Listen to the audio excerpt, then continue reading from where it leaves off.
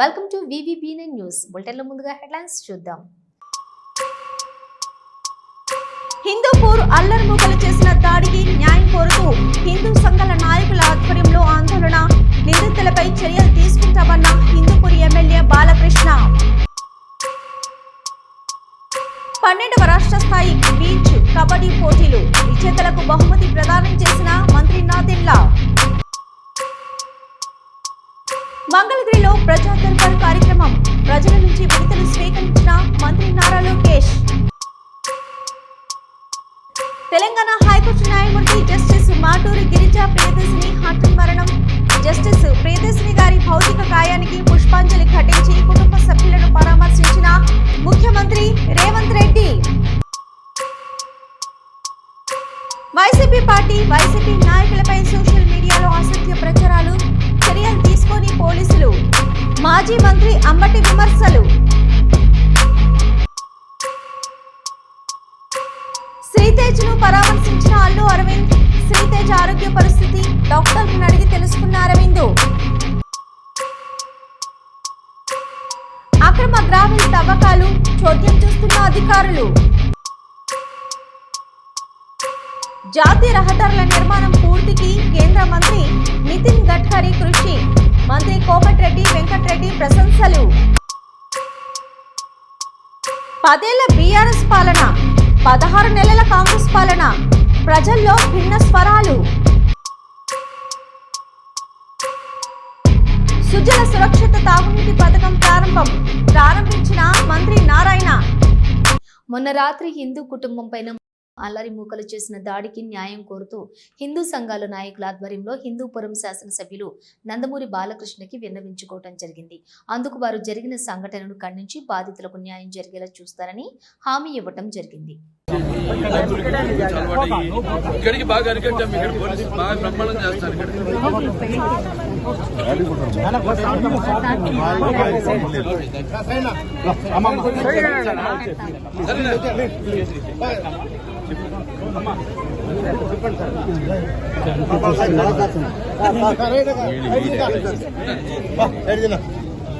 Kakinada rural Suryaraopeta NTR బీచ్లోని Kakinada rural MLA Pantham Nanaji ఆధ్వర్యంలో జరిగిన 12వ రాష్ట్ర స్థాయి బీచ్ కబడ్డీ పోటీలను తిలకించి అనంతరం విజేతలకు బహుమతి ప్రదానం చేశారు.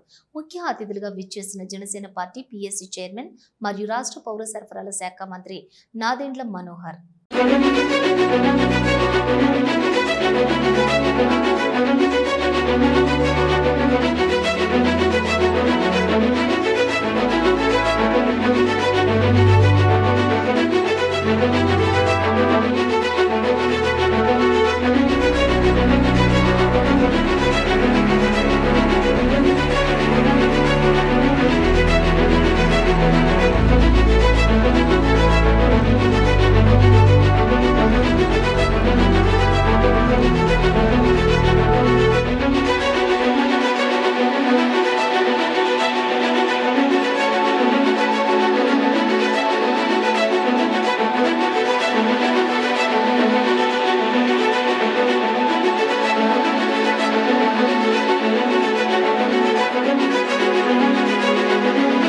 మంగళగిరి ప్రజల కోసం ప్రజా దర్బార్ కార్యక్రమాన్ని మంత్రి నారా లోకేష్ నిర్వహించారు.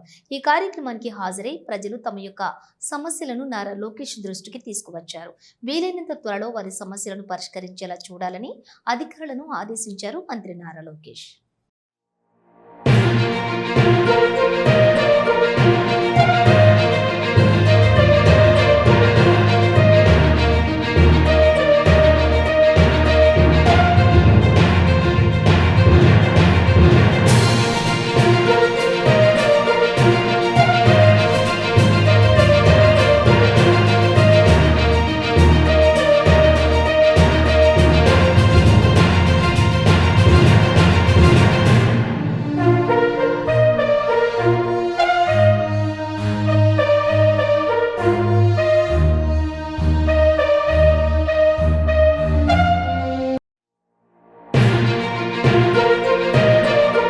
తెలంగాణ హైకోర్టు న్యాయమూర్తి జస్టిస్ మాటూరి గిరిజా ప్రియదర్శిని గారి భౌతిక కాయానికి ముఖ్యమంత్రి రేవంత్ రెడ్డి నివాళులర్పించారు.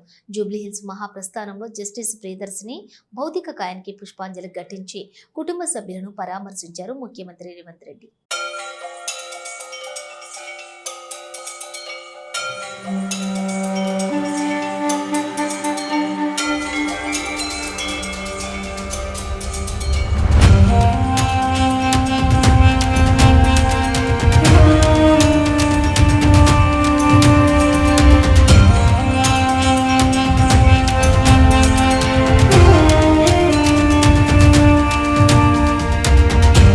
వైసీపీ పార్టీని, వైసీపీ నాయకులను సోషల్ మీడియా వేదికగా తీవ్ర అభ్యంతరకర, అసభ్యకర పోస్టులు పెడుతున్న వారిపై చర్యలు తీసుకోవాలని ఎన్నిసార్లు ఫిర్యాదులు చేసినా పట్టించుకోవడం లేదని తప్పనిసరి సుప్రీంకోర్టును ఆశ్రయించడంతో 4 ఫిర్యాదులను ఎఫ్ఐఆర్ చేశారని అన్నారు మాజీ మంత్రి అంబటి రాంబాబు.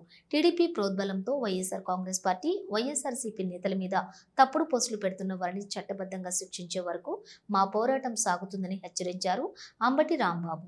వైఎస్ఆర్ కాంగ్రెస్ పార్టీ నాయకులతో పాటు కలిసి వచ్చి 2 కంప్లైంట్స్ని ఈ పట్టాపురం పోలీస్ స్టేషన్లో ఇవ్వటం జరిగింది. ఇది ప్రధానంగా సోషల్ మీడియాలో వైఎస్ఆర్ కాంగ్రెస్ పార్టీని, వైఎస్ఆర్ కాంగ్రెస్ పార్టీకి చెందినటువంటి నాయకుల్ని తీవ్ర అసభ్య పదజాలంతో, లోకేష్ గారి ప్రోద్బలంతో పోస్టులు, వీడియోలు పెట్టి మా గౌరవ ప్రతిష్టలకు భంగం కలిగే విధంగాను, సంఘంలో పార్టీలు మధ్యన చిచ్చు పెట్టే విధంగాను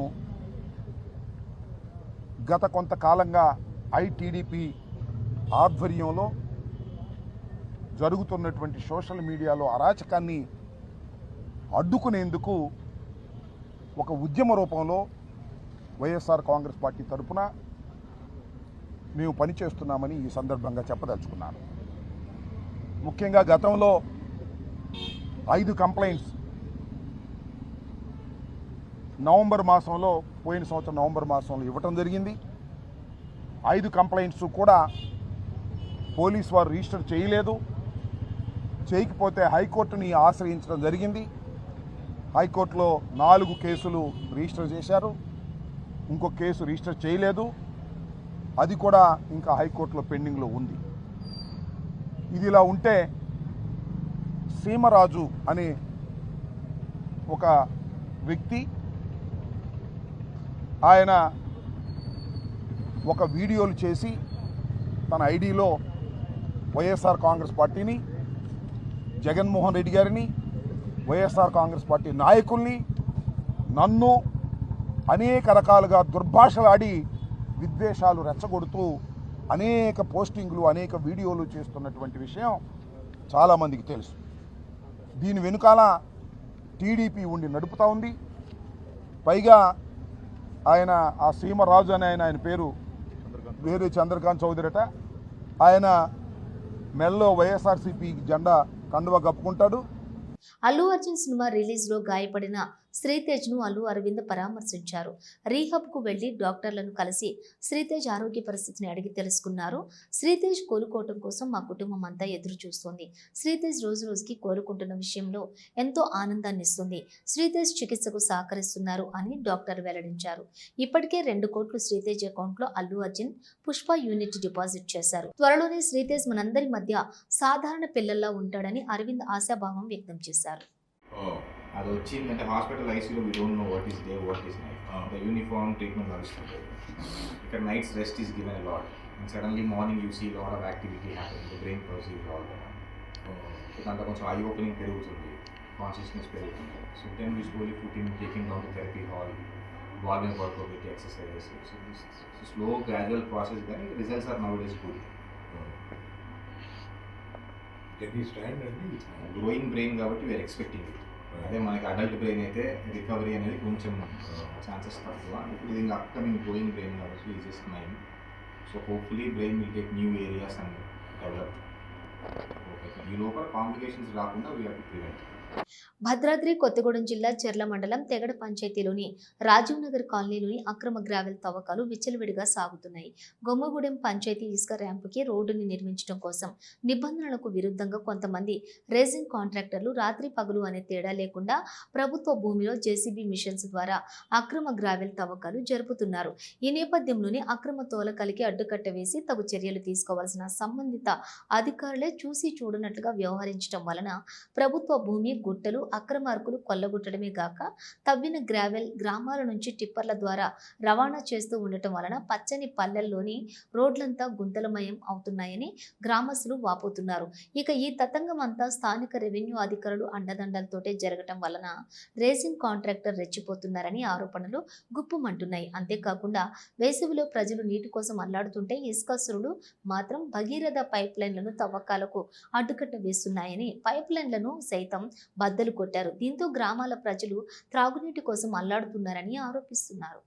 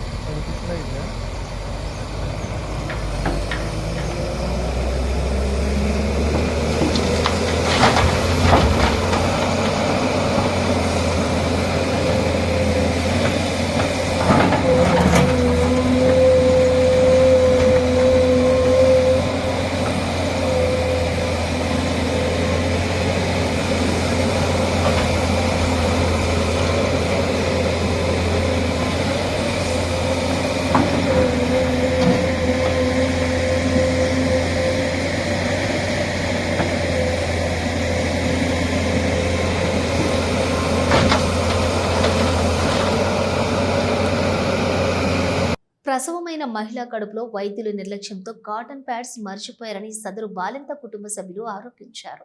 డాక్టర్ల నిర్లక్ష్యంతో ప్రాణాపాయ స్థితిలో మహిళ ఉందని ఆరోపించారు. హనుమకొండ జిల్లా కమలాపూర్ మండల కేంద్రంలో ఘటన. గత వారం రోజుల క్రితం మండల కేంద్రంలోని ప్రభుత్వ ఆసుపత్రిలో ప్రసవం కోసం వచ్చిన ఉప్పల్ గ్రామానికి చెందిన తిరుమల అనే మహిళ డెలివరీ సమయంలో వైద్యులు క్లాత్ అందులోనే ఉంచి కుట్లు వేయడంతో ప్రాణాపాయ స్థితికి చేరుకుంది. కడుపు నొప్పితో మళ్లీ ఆసుపత్రికి వచ్చింది. చాలాసేపటి వరకు వైద్యులు ఎవరూ రాకపోగా హాస్పిటల్లో ఆయా వైద్యం చేసింది. అందుబాటులో లేని వైద్యులు ఫోన్ కాల్ ద్వారానే వైద్య తతంగం సిబ్బంది నడిపిస్తున్నారు.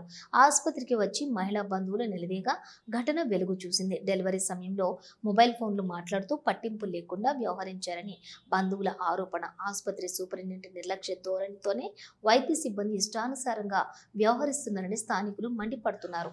మరో ప్రాణం బలి కాకముందే ఆసుపత్రి ప్రక్షాళనకు చర్యలు చేపట్టాలని మండల ప్రజలు కోరుతున్నారు. ఆమెకి అట్లా పెయిన్ రావడం వల్ల మేము హాస్పిటల్ తీసుకొని వచ్చినాం. వచ్చేసరికి మేడం ఇట్లా ఎవరు లేరు, వేరే మేడం ఉన్నది. వేరే మేడం ఉండేసరికి మేము వచ్చినాం.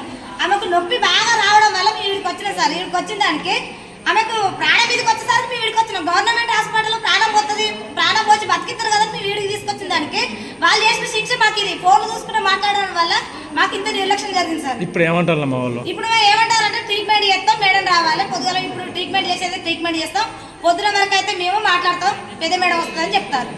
ఇప్పుడు ఎవరు మీతో మాట్లాడారు? పెద్ద మేడం, వేరే మేడం, ఆమెకు ఆపరేషన్ చేసిన మేడం వచ్చింది. పొద్దుగాలు వస్తా, నేను మాట్లాడతా అని చెప్పింది. ట్రీట్మెంట్ అయితే ఇంజక్షన్ ఇట్లా వేయండి మీరు అని మాట్లాడింది సార్. ఆమెకు ప్రాణం పోతే ఎంత ఎంత నిర్లక్ష్యం చేస్తే ఎందుకు సార్? మాకు మీరు డాక్టర్లను నమ్ముకున్నది ప్రాణం పోయడానికే కదా. మీరు డాక్టర్లు నమ్మి వీడికి వచ్చింది. ప్రాణం తీయడానికి ఏమన్నా ఇక్కడికి వచ్చింది గవర్నమెంట్ జీతాలు దేడికిస్తారు. మీరు ఇప్పుడు డాక్టర్కి ఇన్ఫర్మేషన్ ఇచ్చిన డాక్టర్లు వచ్చిల్లా రాలేదు, ఏ డాక్టర్ రాలే. మా నాలో ఏ మేడం పెద్ద మేడం స్పందించలే, మాకు వేరే నార్మల్ మేడం స్పందించింది. తెలంగాణలో రోడ్డు కనెక్టివిటీ అందించేందుకు జాతీయ రహదారుల నిర్మాణం పూర్తయ్యేందుకు కేంద్ర మంత్రి నితిన్ గడ్కరీ ఆమెయ కృషి చేస్తున్నారని మంత్రి కోమటిరెడ్డి వెంకటరెడ్డి ప్రశంసించారు. 3,900 కోట్ల జాతీయ రహదారి ప్రాజెక్టుల ప్రారంభ సభలో మంత్రి మాట్లాడారు. తెలంగాణ అభివృద్ధిలో భాగంగా మారిన ఆయనకు ప్రభుత్వం తరపున పూర్తి ధన్యవాదాలు తెలియజేసుకుంటున్నాను. ఇప్పుడు తెలంగాణకు అవసరమైన మరో రోడ్డు కనెక్టివిటీ కోసం ఆయనకు అభ్యర్థన. తెలంగాణకు హైదరాబాద్ నుంచి ఛత్తీస్గఢ్ రాజధాని రాయ్పూర్ వరకు, అలాగే నాందేడ్, పూణే, నాసిక్ మీదుగా మహారాష్ట్రకు రోడ్డు కనెక్టివిటీ అందించాలని కేంద్ర మంత్రికి విజ్ఞప్తి చేస్తున్నారని అన్నారు. భారతదేశంలో ఆ రోజుల్లో వాజ్పేయి గారు ఉన్నప్పుడు మొదలుపెట్టిన గోల్డెన్ మెయిల్ కార్యక్రమంతో పాటు భారత్ మాలా పరియోజన, చార్ధామ్ హైవే ప్రాజెక్టు లాంటి, ఢిల్లీ ముంబై ఎక్స్ప్రెస్ లాంటి హైవేస్ ఇవన్నీ నిర్మించుకుంటూ మారుమూల ప్రాంతాలైన ఆదిలాబాద్ లాంటి ప్రాజెక్టు కూడా ఈ రోజు ఇన్ని వేల కోట్లతో రోడ్లు ఇచ్చి శంకుస్థాపనను ప్రారంభం చేసిన ముందుగా गौरव रिस्पेक्टेड गडकरी जी गार की स्वागत बोलते हुए, मैं 30 साल से मैं पॉलिटिक्स में हूँ, 6 बार एमएलए एमपी इलेक्ट हूँ, मगर कभी भी ऐसी मिनिस्टर को नहीं देखा है. कभी भी जाओ रोड का प्रॉब्लम होने दो, कुछ प्रॉब्लम हो, 1 मिनट में अपॉइंटमेंट दे के बिठा के काम करने का मिनिस्टर. आप एक ही रिक्वेस्ट है गडकरी जैसे बड़ा महान नेता को, मैं हैदराबाद में 2-3 पॉइंट बनूंगा, मगर यहाँ से हमारा तेलंगाना का विजिट करके जो ये फॉरेस्ट एरिया को जो डेवलप करने के वास्ते आ रहे. కేంద్ర రక్షణ శాఖ సహాయ మంత్రి సంజయ్ సేథ్తో మెదక్ ఎంపీ రఘునందన్ రావు మాట్లాడారు. ఆంధ్రప్రదేశ్లోని సైనిక్ స్కూల్స్లోని 67% లోకల్ కోటాలో తెలంగాణ విద్యార్థులను తొలగించడంతో వేలాది మంది విద్యార్థులు ఆందోళనకు గురవుతున్నారు. తెలంగాణలో సైనిక్ స్కూల్స్ ప్రారంభం అయ్యే వరకు తెలంగాణ విద్యార్థులకు ఆంధ్రాలో లోకల్ కోటా ఉంచాలని ఫోన్లో విజ్ఞప్తి చేశారు. మంగళవారం సాయంత్రం కొంతమంది విద్యార్థుల తల్లిదండ్రులతో కలిసి కేంద్ర రక్షణ శాఖ సహాయ మంత్రిని మెదక్ ఎంపీ రఘునందన్ రావు కలవనున్నారు. అప్పటి వరకు తల్లిదండ్రులు సంయమనంతో ఉండాలని విజ్ఞప్తి చేశారు. నేను మీ Raghunandan Rao, member of parliament from Medak. Telangana రాష్ట్రంలో ఉన్నటువంటి విద్యార్థులు సైనిక్ స్కూల్లో అడ్మిషన్స్ కోరుతూ సుమారు 25 నుంచి 30 వేల మంది విద్యార్థులు ఈ సంవత్సరం ప్రవేశ పరీక్షకు హాజరు కావడం జరిగింది. అనుకోకుండా ministry of defence Sainik schools నుంచి వచ్చినటువంటి ఉత్తర్వుల సంఖ్య ప్రకారం ఈ సంవత్సరం 67% ఆఫ్ ద కోటాని తెలంగాణ విద్యార్థులకు తొలగించినట్టు వచ్చినటువంటి ఒక ఉత్తరం, మినిస్ట్రీ ఆఫ్ డిఫెన్స్ నుంచి వచ్చినటువంటి ఉత్తరం తల్లిదండ్రుల్ని వారి పిల్లల్ని ఇబ్బందులకు గురి చేసింది. ఇది 30 ఏప్రిల్ రోజు ఈ ఉత్తరం వచ్చినట్టు కొంతమంది విద్యార్థులు వారి తల్లిదండ్రులు ఈ రోజు నా దృష్టికి తీసుకురావడం జరిగింది. ఆంధ్రప్రదేశ్లో పోయిన 10 సంవత్సరాల నుంచి ఉన్నటువంటి 67% తెలంగాణ విద్యార్థులకు లోపల ఉన్నటువంటి కోటాను తొలగిస్తూ ఇచ్చినటువంటి ఈ సర్క్యులర్ మీద నేను కొద్దిసేపటి క్రితం కేంద్ర రక్షణ శాఖ సహాయ మంత్రి గౌరవనీయులు సంజయ్ సేఠ్ గారితో మాట్లాడి రేపు సాయంత్రం 7 గంటలకు వారి అపాయింట్మెంట్ తీసుకోవడం జరిగింది. కొత్తగా తెలంగాణకి ఒక 3 సైనిక్ స్కూళ్లు మంజూరు చేయాలని, అవి మంజూరు చేసేంత వరకు ఈ విద్యా సంవత్సరం 25-26కి ఎవరైతే విద్యార్థులు సుమారు 25 నుంచి 30 వేల మంది విద్యార్థులు సైనిక్ స్కూల్ ప్రవేశ పరీక్షకు హాజరైనారో వాళ్ళందరికీ ఆంధ్రప్రదేశ్లో 67% లోకల్ కోటా కంటిన్యూ చేయాలని మంత్రి గారిని ఫోన్ ద్వారా విజ్ఞప్తి చేయడం జరిగింది. సానుకూలంగా స్పందించినటువంటి మంత్రి గారు రేపు సాయంత్రం సమయం ఇచ్చినారు. కొంతమంది తల్లిదండ్రులను తీసుకొని నేను రేపు సాయంత్రం కేంద్ర రక్షణ శాఖ సహాయ మంత్రి సంజయ్ సేఠ్ గారిని రేపు సాయంత్రం 7 గంటలకు ఢిల్లీలో కలవబోతా ఉన్నాం. ఈ ప్రవేశ పరీక్ష రాసినటువంటి విద్యార్థులు వారి తల్లిదండ్రులు కొద్దిగా ఓపికగా ఉండండి, పాజిటివ్ దృక్కోణంతో ఉండండి. దాదాపు ఈ కోటాని తిరిగి మంత్రి గారిని ఒప్పించి తీసుకురావడానికి నేను మెదక్ పార్లమెంట్ సభ్యునిగా శతవిధాలుగా ప్రయత్నం చేస్తానని చెప్పి ఈ సందర్భంగా తెలియజేస్తున్నాను. థ్యాంక్ యూ అనండి. 10 ఏళ్ల బీఆర్ఎస్ పాలన, 16 నెలల కాంగ్రెస్ పాలనపై ప్రజల్లో భిన్న స్వరాలు వినిపిస్తున్నాయి. వేల కోట్ల రూపాయలు ఖర్చు చేసి నిర్మించిన సాగునీటి ప్రాజెక్టులు నాణ్యత లోపంతో కూలి ఇప్పుడు ఇలా శిథిలావస్థకు చేరుకుంటున్నాయని కాంగ్రెస్ మంత్రులు బీఆర్ఎస్ పై బాణాలు ఎక్కుపెట్టారు. కాళేశ్వరం లాంటి ప్రాజెక్టులకు ప్రజాధనం దుర్వినియోగం అయ్యిందని మంత్రులు మండిపడుతున్నారు.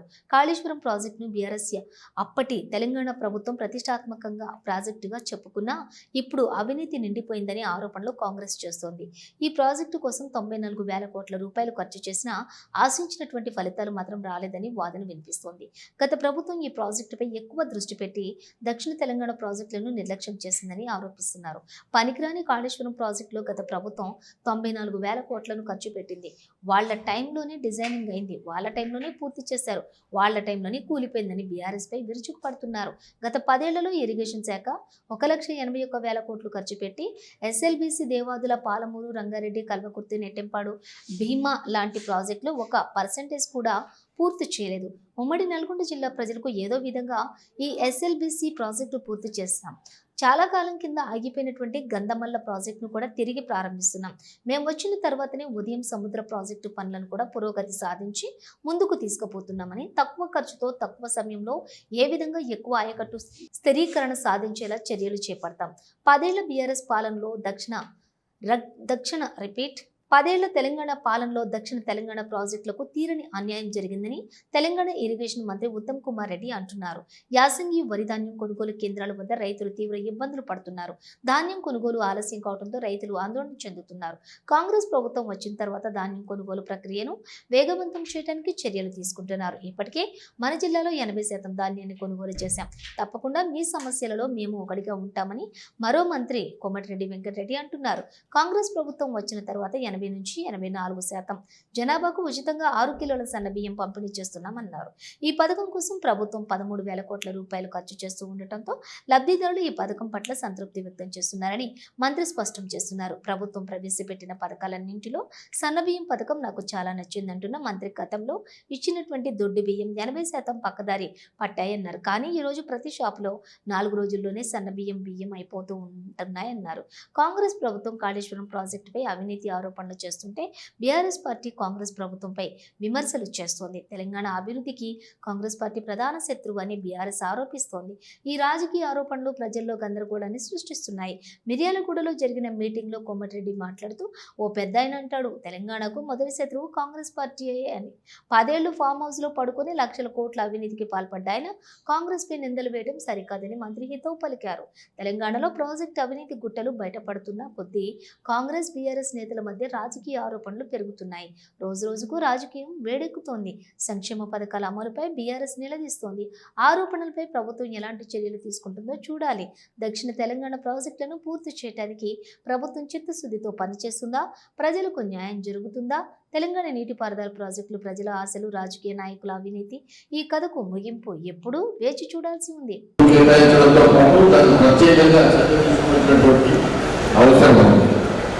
రెండవది మీరు ప్రత్యేకంగా ధన్యవాదాలు చెప్పాల్సింది ఇరిగేషన్ శాఖ మన జిల్లా విషయంలో ఏదో నుంచి నీళ్లు ఢిల్లీకి ఇవ్వడం గౌరవ ముఖ్యమంత్రి రేవంత్ రెడ్డి గారు, అదేవిధంగా గౌరవ ఇరిగేషన్ మంత్రి గారు మీకు నేను ప్రత్యేకంగా ధన్యవాదాలు తెలియజేస్తాను. అదేవిధంగా ఇవాళ ఆలోచన చేయాల్సింది ఇప్పటికే నాగోపారెడ్డి గారు గుర్తు చెప్తున్నారు. గ్రామాల వెళ్ళంలో ఎత్తిపోవాలని ఏదైతే ఉందో ఇరిగేషన్ శాఖ పనులని వేగవంతం చేస్తూ, అదేవిధంగా ఎక్కడెక్కడ గ్యాప్స్ ఉన్నాయో, ఏ కారణంగా పనులు డిలే అవుతున్నాయో అవన్నీ పరిశీలిస్తూ సమీక్ష చేస్తూ ముందుకు పోతున్న విషయం కూడా మనం చేస్తున్నాం. మిత్రులారా, వేదిక మీద పెద్దలకి, అధికారులకు మనం చేస్తున్నాం.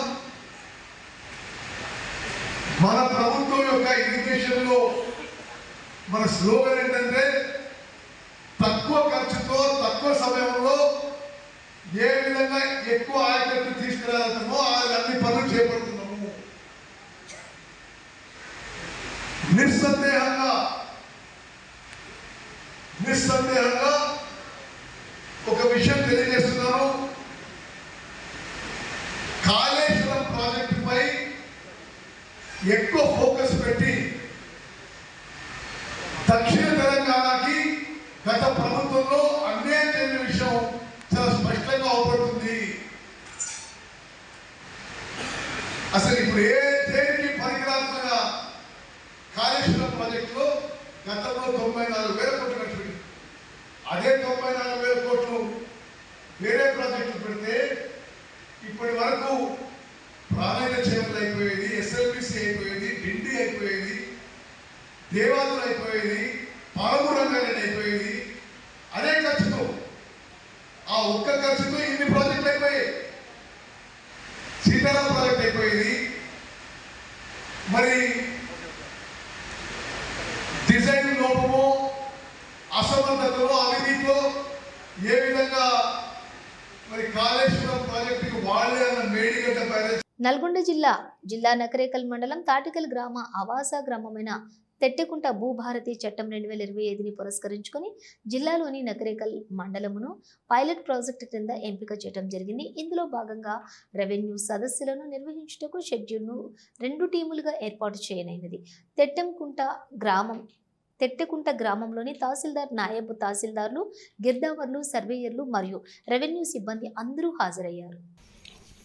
తమకు ధరణిలో ఏంటంటే ధరణికి అప్పీల్ ప్రొవిజన్ లేదు. మా దగ్గర ఏదైనా పొరపాట్లు ఉంటే మాత్రం ధరణిలో అప్పీల్ చేసుకోవడానికి లేదు.